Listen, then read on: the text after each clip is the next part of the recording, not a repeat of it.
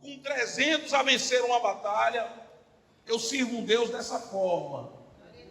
Eu sirvo um Deus imutável. Agora escuta. Deus, Ele pode mudar qualquer situação na vida de qualquer um aqui. Qualquer um aqui. Mas quando Deus precisa falar com você, você fecha os ouvidos. Às vezes Deus fala através de um louvor desse, atrás dos outros louvores que foram cantados aqui. Mas você está, sabe como? Olhando para o irmão. Está olhando para o irmão. Ei, irmão, vem cá. Está com o outro falando aqui, esse outro. Está vendo ali, ó? Está vendo a roupa do irmão? Está desse jeito. E aí continua do mesmo jeito. Eu creio num Deus que Ele tira pedras de casamento e ressuscita casamento. Eu creio num Deus que tira a pedra na vida de jovens e restaura a vida de jovens. Eu creio num Deus que tira a pedra que está lá, ó, no desemprego, e Ele restaura pessoas, traz empregos. Mas nós temos que ser pessoas que estamos de ouvidos abertos e atentos a Deus, coração quebrantado ao Senhor. Amém? Pedro, traz um copo com água para mim, meu filho, por favor. Acende essas luzes aí atrás também, para os irmãos lerem a Bíblia agora. Você crê num Deus assim, irmãos? Você crê num Deus assim? Ou só eu creio?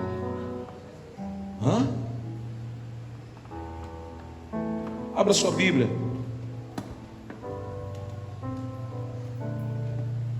No livro de Marcos, capítulo 4.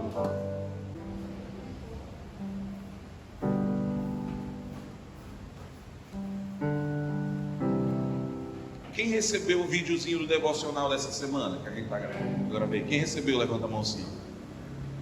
Amém. Semana a gente vai gravar outro. E aí a gente joga no grupo da igreja. Se você estiver no grupo da status do WhatsApp. Para quê? Para que a gente possa divulgar esse devocional, alguém possa ser abençoado e chegue em alguém que precisa ouvir a palavra, tá bom? Amém? E o que a gente vai falar hoje está relacionado com o devocional que a gente gravou essa semana. Naquele dia, sendo já tarde, Jesus disse aos discípulos: vamos passar para outra margem.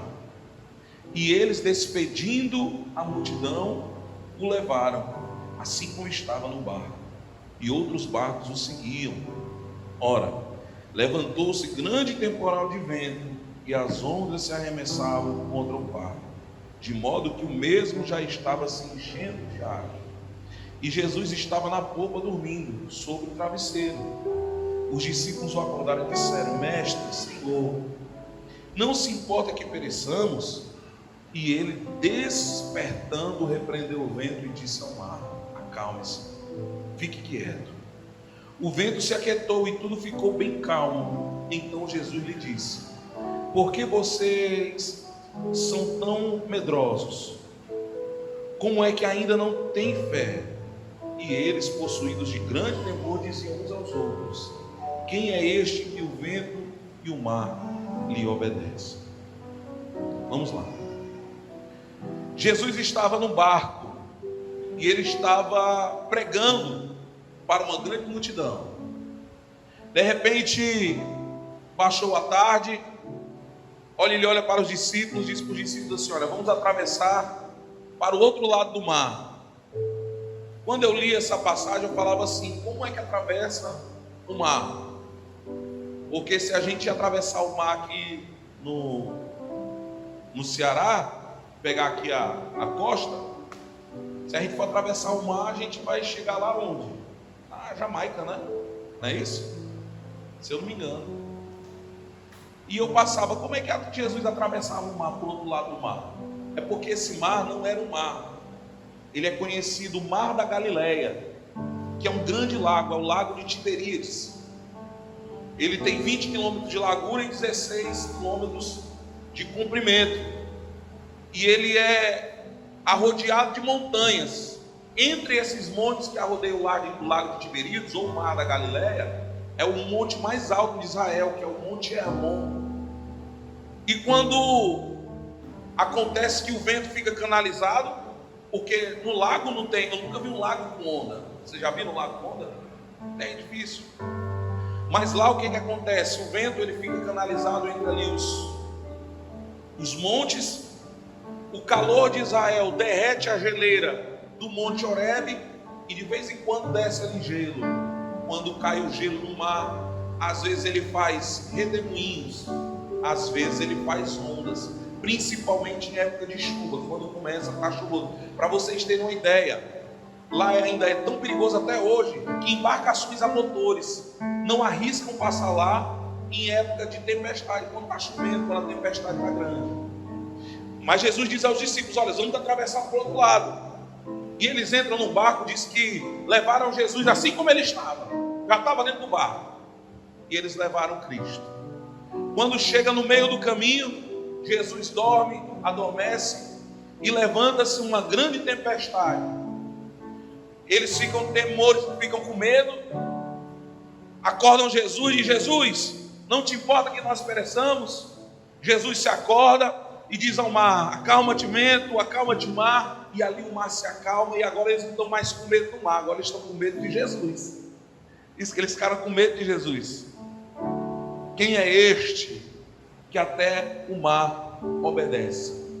Antes de entrarmos na lição prática, eu quero trazer aqui o que a teologia chama, a gente pode comprovar aqui, o que a teologia chama de natureza hipostática de Jesus. O que é isso? Que Jesus ele era 100% homem e 100% Deus. Eu já vi alguns pregadores dizendo que Jesus ele estava fingindo que estava dormindo. Não, Jesus ele estava dormindo. A Bíblia diz que ele estava dormindo. Por quê? Porque ele estava cansado. Passou o dia pregando para a multidão. Quem é professor sabe. Passa o dia falando, quando chega à noite está cansado. Eu tenho muitos professores aqui, cansa. E você imagina falar para uma multidão naquela época. E aí a natureza de Cristo, humana de Cristo, estava lá, cansado, e ele foi dormir. Isso prova que Jesus era tão humano quanto eu e você. Que Deus ele fez na pessoa de Cristo, se fez mais próximo da consistência humana. Por isso que ele entende os nossos erros e os nossos pecados. Não que ele tenha pecado, mas ele sabe o que é ser humano. A segunda questão, quando ele manda que o mar, no versículo 39, que ele manda com que o vento e o mar se acalmem. Aí o mar se acalma e o vento para de soprar. Aí nós temos o que na natureza hipostática de Cristo, a natureza divina. Ele é Deus. Ele é rei sobre todas as coisas. Ele manda com que o mar se acalma. O mar se acalma. Do outro lado, ele vai expulsar o demônio de um gadareno. E o gadareno reconhece que ele é o Filho de Deus. O demônio reconhece que Jesus é o Filho de Deus. Então a gente está vendo aqui nessa passagem que Jesus ele era 100% homem e 100% Deus. Por que isso é importante? Porque existem pessoas que pensam que porque Jesus era o Filho de Deus, ele não sentiu dor no sacrifício. É importante nós entendermos que ele sentiu toda a dor que um homem pode sentir naquele momento. Dito isto, eu quero ir para a natureza prática dessa mensagem. E eu quero começar no versículo 35, que vai dizer assim, preste atenção, vamos lá comigo. Naquele dia, sendo já tarde, Jesus disse aos discípulos: vamos passar para outra margem. O que foi que Jesus disse? Vamos passar para outra. Vamos repetir todo mundo? Vamos passar para outra margem. Mais uma vez para ficar bem bonito como coral. Vamos passar para outra margem. O que foi que os discípulos fizeram? Obedeceram a Jesus? Obedeceram ou não obedeceram? Obedeceram, atravessaram para o outro mar da margem. Mas veja só que uma tempestade se levanta. Primeira coisa que eu quero trazer para a nossa reflexão nessa noite, para o nosso aprendizado: obedecer a Jesus, obedecer a Deus não é a garantia de uma viagem tranquila. Obedecer a Deus, fazer aquilo que Deus quer para a gente, não é a garantia de nós termos uma viagem tranquila.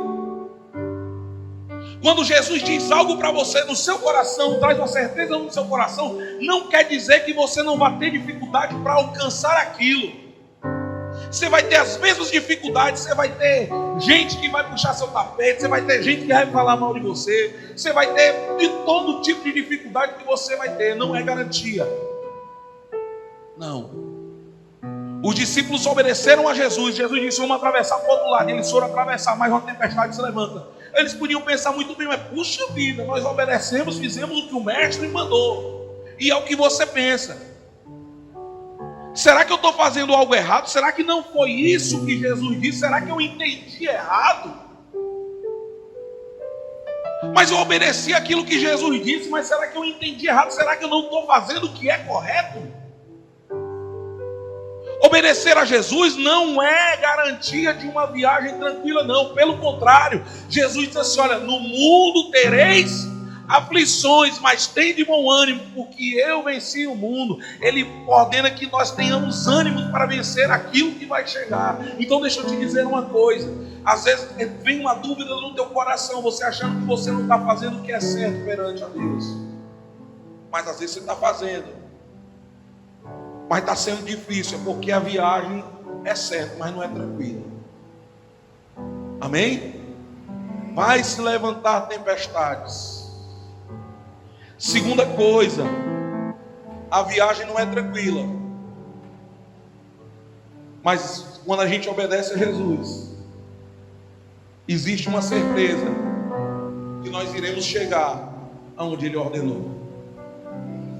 A garantia que Deus nos dá não é de uma viagem tranquila, é que o caminho que Ele traçou, por mais que seja espinhos, pedregoso, difícil, Ele nos dá uma certeza que lá a gente vai chegar. O caminho é certo. Não pode ser fácil, Nazareno, mas é certo. O caminho, ele é estreito, como dizem por aí, mas para onde nós estamos indo é correto. Foi aquele que ordenou: a chegada é certa. É certa. Não tem dúvida. Às vezes acontece na nossa vida que o caminho que Deus nos mostra, é difícil. E aí sabe o que acontece? A gente tenta pegar atalhos, mas aquele atalho não foi Deus que mandou para a gente. Eu confesso aos irmãos que durante muito tempo eu fui muito adepto da coisa fácil. Assim, eu gostava de tudo mastigado, tudo muito mastigadinho. E aí às vezes eu até conseguia o que eu queria, mas não existia consistência. Sabe por quê? Porque as tempestades que Deus bota no nosso caminho é para nos tornar mais fortes. É isso que vai nos dar força. Vocês já viram uma tartaruga quando nasce? Quem já viu uma tartaruga quando nasce? Nem que seja na televisão. A tartaruga mãe, ela coloca os seus ovinhos longe da água. Ela coloca longe da água. E aí, as tartaruguinhas nascem. E aí elas precisam fazer um esforço para chegar até a água. Aí às vezes a gente olha, a gente fica com pena com a força que ela está fazendo, aquela tartaruguinha fazendo uma força danada, né? Ali se arrastando para chegar até a água, porque a mulher, a mãe tartaruga, bota os ovos distante. E ela começa, ó, você olha para as tartaruguinhas bem pequenininhas, e ali, ó, e aquela tartaruguinha, existe risco de predadores, aves predadoras, de pegar ela. Mas aí às vezes a gente fica com pena, dá vontade de pegar a tartaruguinha assim e jogar ela dentro da água, né? Vai, tartaruguinha, siga seu rumo, seja feliz, tartaruguinha. Mas se você fizer isso, você está matando a tartaruga, porque aquele caminho que ela percorre, de onde a mãe colocou os ovos até chegar na água, é o que vai fortalecer ali as suas nadadeiras. Conforme ela está andando ali na areia, ela está fortalecendo a nadadeira, está aprendendo a nadar, está aprendendo a nadar, está fazendo movimento. E é desse jeito que Deus faz.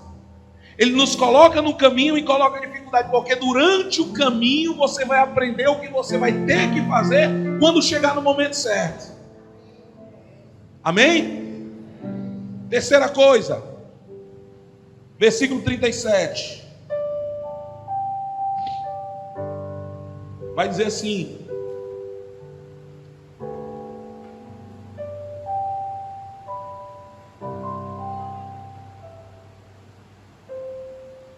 ora, levantou-se um grande temporal de vento, e as ondas se arremessavam contra o barco, de modo que os mesmos já estavam se enchendo de água. Veja, uma coisa que a gente tem que aprender é quando as tempestades se levantam. Aí eu pergunto para você, irmã Yasmin, quando a tempestade se levanta? Sabe quando a tempestade se levanta? Não sei. É de repente. A gente não tem previsão. Tem previsão. Você está aqui, o sol está muito bonito na esquina. De repente o tempo se forma, fecha, e ali cai um temporal. E sabe quando as tempestades vêm na nossa vida? De repente. Porque se a gente esperasse por ela, seria muito fácil. Quando a tempestade vai chegar, é fácil. Fácil. Vem de repente. A tempestade, ela te pega de surpresa. Nem sempre a gente está preparado para enfrentar. As tempestades, elas vêm nos momentos mais inoportunos da nossa vida. As dificuldades vêm, o carro quebra quando você está sem dinheiro para trocar. O gás acaba quando você não tem uma banda para comprar o botijão.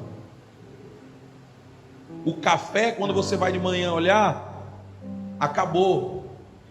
Você não tem dinheiro para comprar o café. Tudo parece que só acontece, as coisas só acontecem quando a gente não está preparado.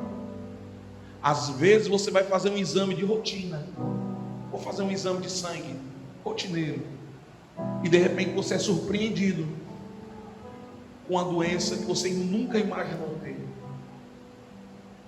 Não é assim?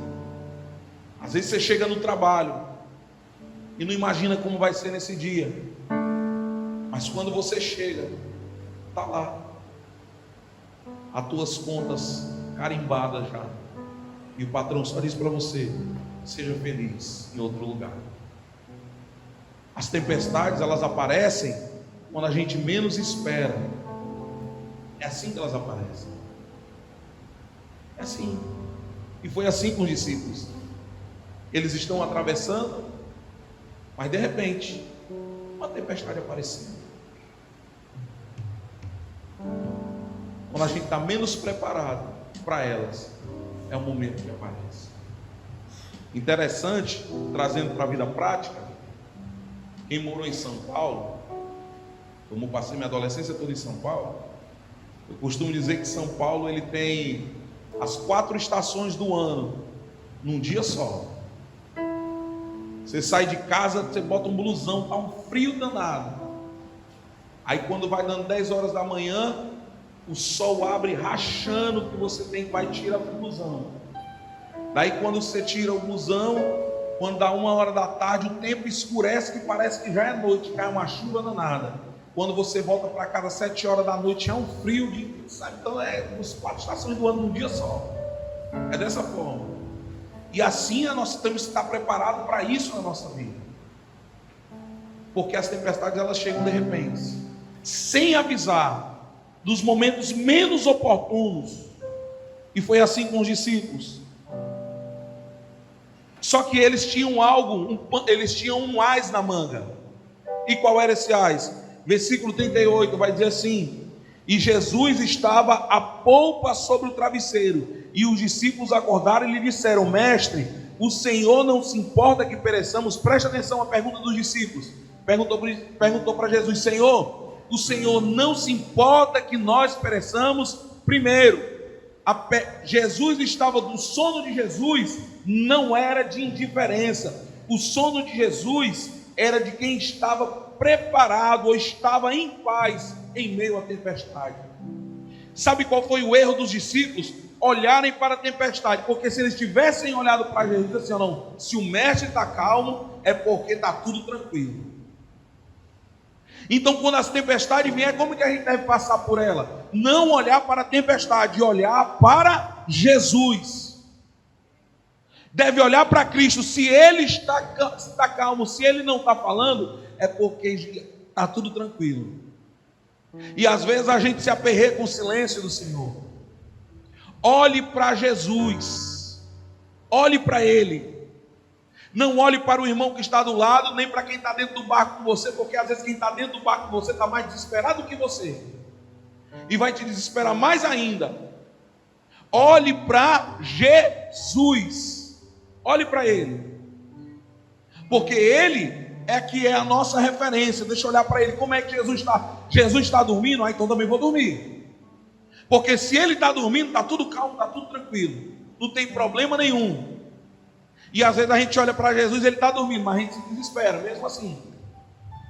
Não se desespere, olhe para o Mestre, Ele é que deve ser a referência para você, amém? Terceiro, no versículo 39, Jesus vai dizer o seguinte: e despertando, repreendeu o vento e disse ao mar: acalma-se, fica quieto. E o vento se aquietou e tudo ficou bem calmo. Preste atenção. Eles acordam Jesus e dizem: Senhor, não te importa que pereçamos? E aí Jesus vai dizer assim ao vento: acalma-te, fica quieto. Com uma palavra, Jesus mudou toda a situação que havia naquele momento. Preste atenção. A palavra de Deus, ela tem o poder de mudar situações. A situação que parece que está perdida, parece que é uma situação de desespero, te acalma. Te acalma. Porque se Jesus mandar uma palavra, a situação que é difícil, ela pode virar. E pode ser um momento agora, a tempestade vira uma viagem mais tranquila. Então se apegue à palavra do Senhor. Se apegue à palavra de Deus. Não se desespere por qualquer tempestade. Às vezes nem tempestade, é uma chuvinha. Às vezes a tempestade, ela não está aqui, ó. Ela não está externa. Às vezes a tempestade, ela é interna. Às vezes a gente faz uma tempestade num copinho d'água. É só uma garoa. Mas aí o nosso espírito está tão abalado, a gente fica tão nervoso com aquilo, que tudo se torna uma tempestade. Tudo se torna uma tempestade. Tudo vai depender da ótica, de como você olha para a situação. Tudo vai depender de como você faz as coisas, como você vai observar, como você vai olhar. Então veja, a palavra de Jesus, ela tem poder de mudar situações. E no versículo 40, preste atenção. Então Jesus disse: por que vocês são tão medrosos? Como é que ainda não tem fé? Preste atenção. Jesus disse: como vocês são tão medrosos, como vocês não têm fé. Agora eu convido você a voltar no capítulo 4, ali no comecinho do capítulo 4. Olha lá, capítulo 4, versículo 1. Jesus vai ter, na tua Bíblia vai ter a palavra do semeador, vai ter a explicação da palavra, vai ter também a parábola da semente, a parábola do grão de mostarda. Vai ter tudo isso Jesus ensinando. Diz que Jesus passou o dia ensinando para os discípulos. Quando Jesus manda com que eles atravessem o mar, é porque Jesus queria que eles colocassem em prática tudo aquilo que eles tinham aprendido durante o dia. Tudo que ele tinha aprendido durante o dia, tudo que eles tinham aprendido durante o dia. Agora Jesus vai dizer: vamos colocar em prática isso que vocês aprenderam? Se você pede mais fé a Deus, Ele vai te dar tempestades. Se você pede mais amor a Deus, vai colocar mais pessoas difíceis do teu lado para você aprender a amar. Se você pede ao Senhor mais trabalho, Ele vai colocar dificuldades para você vencer. Então, tudo que você pedir a Deus, Ele vai te ensinar, mas nada cai do céu. Tudo você vai ter que lutar, tudo você vai ter que aprender. Amém? Então Jesus agora disse para eles assim: olha, está na hora de vocês colocarem em prática tudo aquilo que vocês aprenderam. Está na hora de vocês colocarem em prática tudo aquilo que vocês têm ouvido. É nessa hora. Por isso que Jesus vai dizer para ele: olha, vocês são pessoas de pouca fé. Como vocês têm tido tão pouca fé desse jeito? Tão pouca fé desse jeito. E eu digo para vocês, irmãos, todos vocês que estão me ouvindo aqui, coloque a fé de vocês em prática. Que a nossa fé não possa ser uma fé teórica, que possa sim ser uma fé viva. Tudo que nós aprendemos aqui, nós temos que botar em prática. Senão não adianta de nada, vamos ser crentes teóricos, não vamos ser crentes práticos. E Deus nos chama para ser crentes práticos. Você lembra daquele jovem rico? Ele chega até Jesus, querendo seguir a Jesus, e diz assim: Senhor, quero te seguir. Aí Jesus disse assim: você tem guardado os 10 mandamentos? Ele: tenho guardado os 10 mandamentos. Aí Jesus disse para ele assim: olha, então vende tudo que você tem, dá aos pobres e me segue. E ele foi embora, não voltou mais. Sabe por quê? Porque ele conhecia os 10 mandamentos, mas ele não praticava os 10 mandamentos. Amai a Deus sobre todas as coisas. Ele amava o seu dinheiro, a sua riqueza. Amai o teu próximo como a ti mesmo. Talvez ele não fazia o que era para ser feito ali com aquilo que Deus deu a ele. Se a sua fé fosse uma fé prática, ele tinha despeito daquilo. Seu coração não estava na sua riqueza, mas aquele jovem servia ao dinheiro. Não era o dinheiro que servia a ele. Então preste atenção, muito cuidado. Não podemos ser crentes teóricos. Não seja crente teórico, seja crente prático. Seja cristão prático, que serve a Deus de verdade. E sabe por que Jesus permite essa tempestade na nossa vida? Para colocarmos em prática aquilo que temos aprendido. Nós temos que colocar em prática tudo aquilo que nós aprendemos. Segundo, Ele permite que nós passamos por tempestades para nos mostrar que Ele é maior. Por maior que seja a tempestade, Ele nos mostra que Ele é Deus. No final da passagem, diz que os discípulos ficaram com medo, mas agora de Jesus, não era mais da tempestade, porque eles perceberam que Jesus Cristo, Ele era maior do que a tempestade. Quem é esse que o vento e o mar lhe obedecem? Quem é este que manda que o vento se acalme e que o mar se acalme? E o vento e o mar lhe obedecem. Jesus permite com que você passe por certas situações, para que você perceba que Ele é maior do que qualquer coisa. Para aqueles que precisam de um médico, Ele é o médico. Para aqueles que precisam que Ele acalme a tempestade, Ele acalma a tempestade. Para aqueles que precisam de um psicólogo, Jesus, Ele também pode curar toda psicodoença.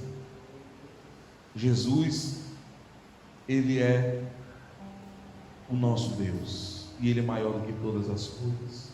Não existe nada maior do que Deus. Amém? Quero convidar você a ficar de pé.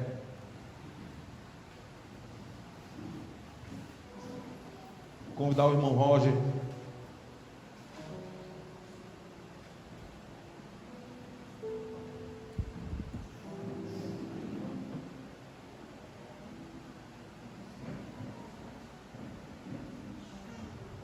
Se a irmã Rita também puder vir, daí, um pouquinho para a irmã Ritinha vir aqui.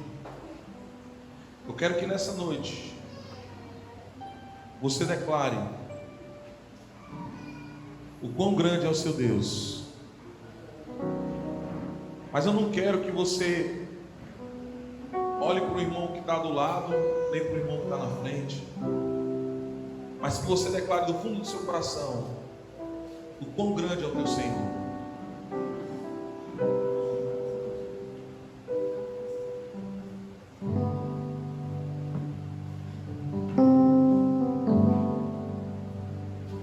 Se você estiver passando por qualquer coisa, qualquer dificuldade, qualquer tempestade que tenha se levantado na sua vida, nosso Deus, Ele é grande para mudar a situação. E só basta uma palavra para que a situação seja mudada, seja transformada. Grande é o Senhor e muito digno de louvor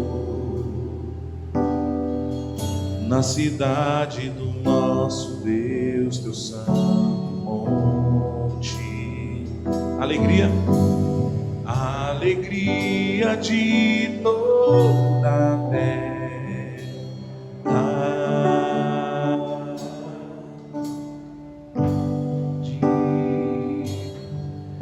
é o Senhor em quem nós temos a vitória e que nos ajuda contra o inimigo. Por isso diante dele nos prostramos.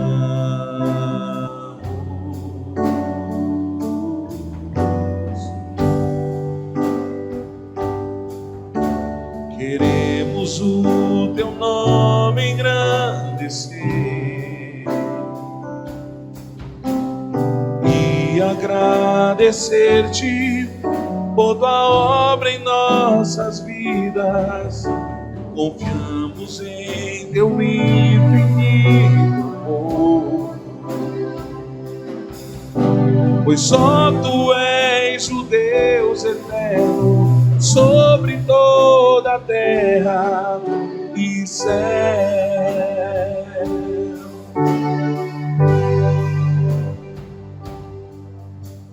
Grande